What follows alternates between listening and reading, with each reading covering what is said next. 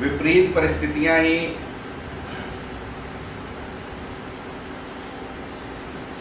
व्यक्ति के व्यक्तित्व को निखारती हैं। कीचड़ में कमल पैदा होता है, कांटों में गुलाब पैदा होता है, और इन्हीं विपरीत परिस्थितियों में रहकर मोहनदास महात्मा गांधी बनते हैं। इन्हीं विपरीत परिस्थितियों में रहकर लिंकन अब्राहम लिंकन बनते हैं। इन्हीं विपरीत परिस्थितियों में रहकर जीसस से व्यक्ति क्राइस्ट बनता है। इन्हीं विपरीत परिस्थितियों में रहकर सिद्धार्थ से व्यक्ति महात्मा बुद्ध बनता है।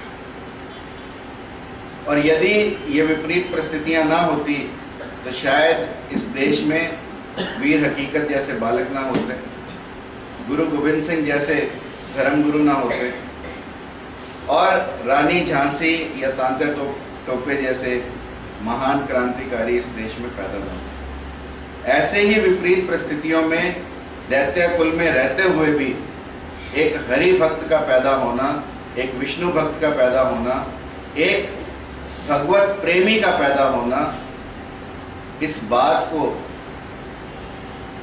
प्रूव करता है that we can survive in even the most negative of the circumstances provided we have a positive mental attitude.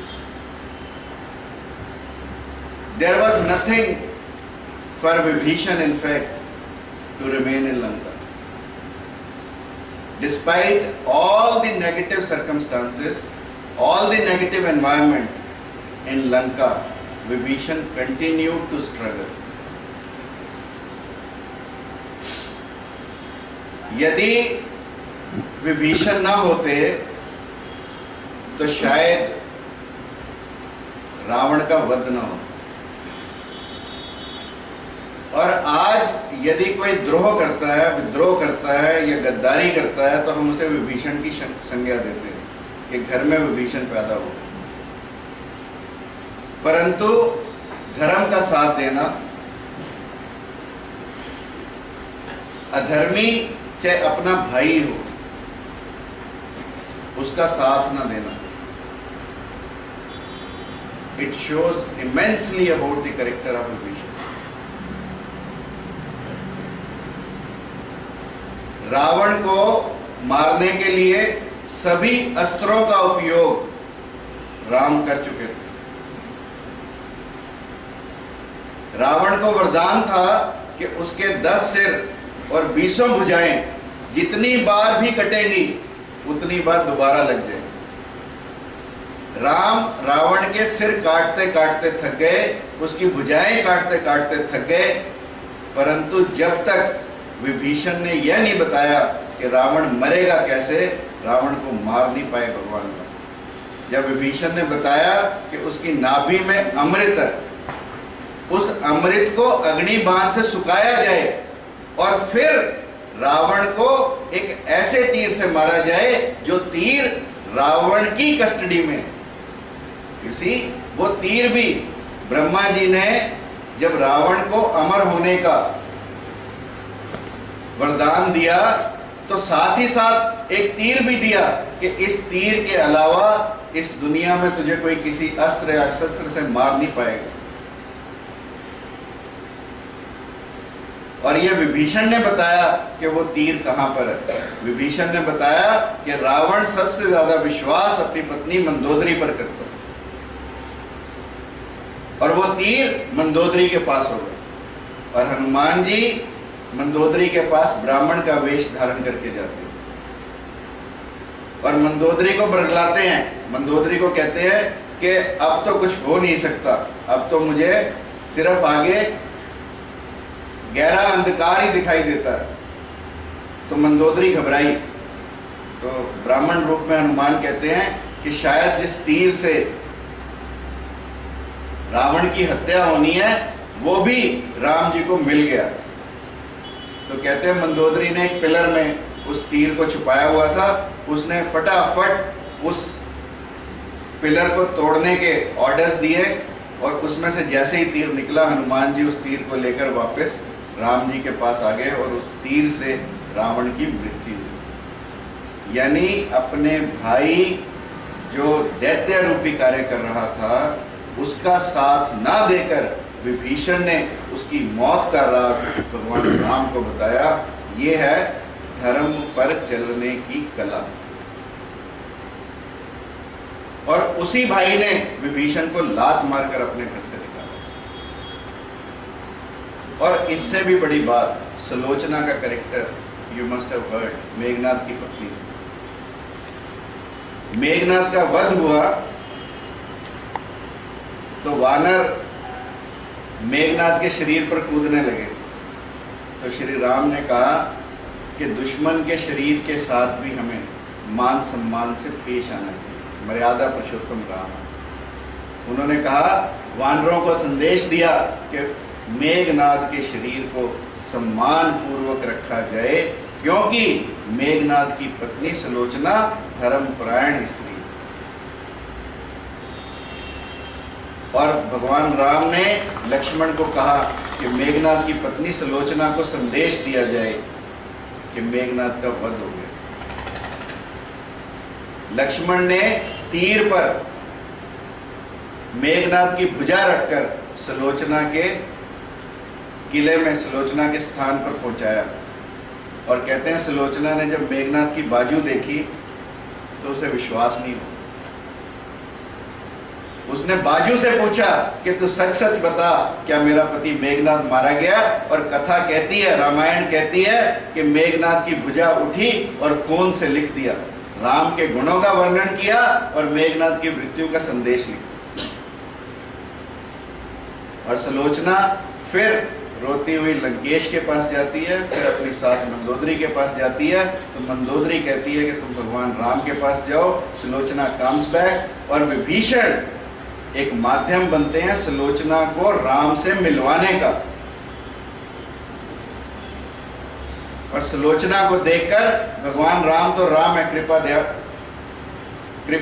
कृपालु है, भगवान राम ने कहा कि सुलोचना यदि तू चाहे तो मैं तेरे पति को जिंदा कर सकता हूं। अब सुलोचना की महानता देखो। सुलोचना ने कहा कि भगवान राम, मुझे मालूम है आप जिंदा कर सकते हैं और मैं चाहती भी हूं वो जिंदा हो, परंतु मरना हर व्यक्ति को, और आपके हाथों मरकर मेरे पति को यदि मुक्ति मिलती है तो इससे बड़ा कोई दुनिया में काम नहीं हो सकता। And Sulochana says, whatever has been done is done, now just give me his head so that मैं उनके दर्शन करूं और अपने आप को सती करूं।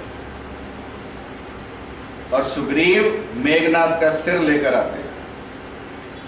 सुग्रीव ने ये चर्चा सुनी थी कि मेघनाद की बाजू ने खुद लिखकर बताया, परंतु सुग्रीव को विश्वास नहीं हुआ। कल भी मैंने बात की थी, सुग्रीव को संशय था मन में।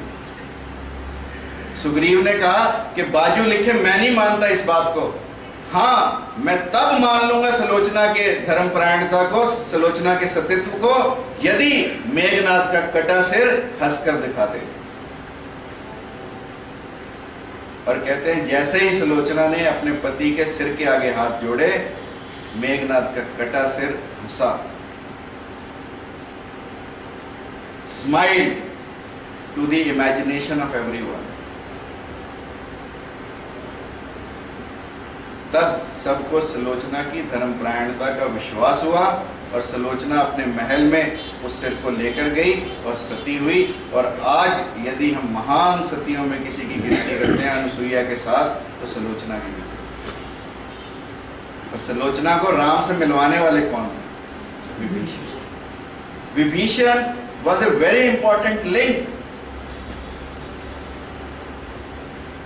और विभीषण ही थे जिसने सीता कहां पर है हनुमान को बताया। हनुमान पूरी लंका का चक्कर काट चुके, कहीं पर सीता का पता नहीं लगा। फिर देखा कि एक घर के पीछे एक मंदिर बना हुआ और उस मंदिर में कोई राम राम बोल रहा। तब उस घर में गए। पहले तो हनुमान को भी शक हुआ। हनुमान ने सोचा कि ये कोई ना कोई आडंबर हो सकता है, कोई ना कोई झूठ हो सकता है, कोई छलावा हो सकता है, कि शायद रावण ने ही कोई छलावा किया हो। पर विभीषण को परखने के बाद जब उन्हें पता लगता है कि ये राम भक्त विभीषण है, तो विभीषण उन्हें बताते हैं कि सीता को अशोक वाटिका में रावण ने रखा है, और अशोक वाटिका में कैसे जाना है ये भी विभीषण ही हनुमान को बताते हैं कि लघु रूप धारण करके तुम अशोक वाटिका में एंटर कर सकते हो। And rest of the story is known to you.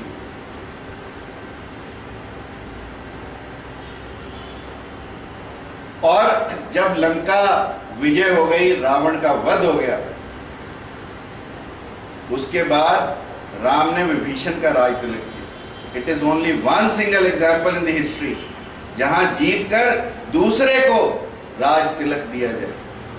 नहीं तो जिन राज्यों को जीता, राज तिलक अपना या अपने रिश्तेदारों का किया। यहां पर राम ने 2 बार ऐसा किया। बाली का राज्य लेकर सुग्रीव को दिया, लंका को जीतकर विभीषण को दिया।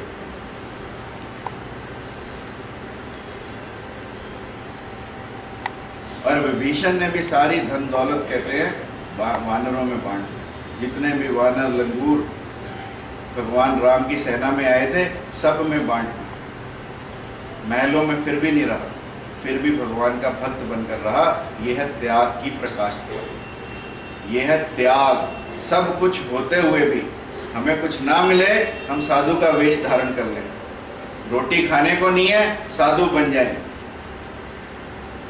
परंतु सब कुछ होने के बाद यदि हम उसे त्यागते हैं, तभी हमारे त्याग का पता लगता है। आज हमारे पास कार है, मोटरसाइकिल है, पैदल चलना मुश्किल है। कार होते हुए व्यक्ति पैदल चले, तब मालूम लगता है कि व्यक्ति में कितना त्याग है। राज मिला, राज को छोड़ा, ये त्याग है विभीषण। क्योंकि प्रभु भक्ति के आगे, हरि भक्ति के आगे सब कुछ तुच्छ। This is what we learn from the life of Vibhishan.